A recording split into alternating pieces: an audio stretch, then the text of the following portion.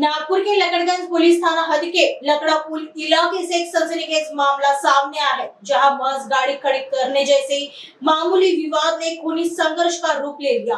पड़ोस में रहने वाले दो व्यक्तियों के बीच हुई इस झड़प में एक व्यक्ति गंभीर रूप से घायल हो गया है। पुलिस के अनुसार लकड़ा पुल निवासी भूषण खड़सकर और उनके पड़ोसी संतोष रनसुरे के बीच काफी समय से गाड़ी पार्क करने को लेकर अनबन चल रही थी। संतोष रनसुरे भंगार का व्यवसाय करता है, जबकि भूषण और उनकी पत्नी अस्पताल में कार्यरत है। पुलिस के मुताबिक शाम के वक्त पार्किंग को लेकर फिर से दोनों के बीच बहस शुरू हुई। देखते ही देखते विवाद इतना बढ़ गया कि आरोपी संतोष रनसुरे ने अपने पास रखे कटर से भूषण पर हमला कर दिया। इस हमले में भूषण के हाथ, पैर और चेहरे पर गहरी चोटें आई है।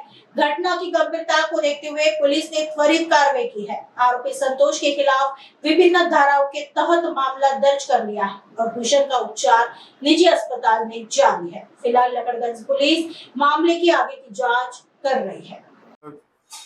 याच्यामध्ये दोन शेजारी राहणाऱ्या व्यक्तींची लकडा पूल या ठिकाणी भांडण झाली होती। यामध्ये फिर्यादी भूषण खळसकर आणि त्याच्या शेजारी राहणारा संतोष रणसुरे, दोन्ही शेजारी राहतात। संतोष रणसुरे याचा भंगारचा व्यवसाय आहे आणि संतोष खळसकर हा हॉस्पिटलमध्ये आणि त्याची मिसेस हॉस्पिटलमध्ये काम करतात।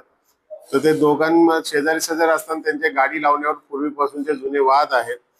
20 तारखेला देखील संध्याकाळी 5-6च्या दरम्यान पुन्हा त्यांच्यावर गाडी लावण्यावर वाद झाला।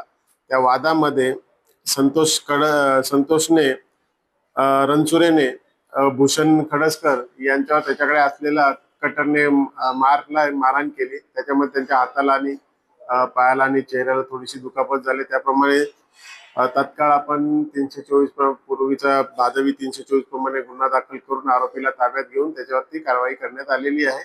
पुढील तपास चालू आहे।